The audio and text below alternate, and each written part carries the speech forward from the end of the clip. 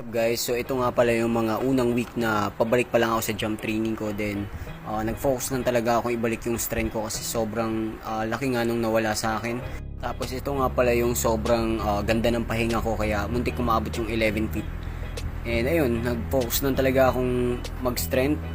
Tapos sinasabayan ko lang ng mga low rim session kasi sobrang importante talaga ng low rim kapag mababa pa lang yung talon mo.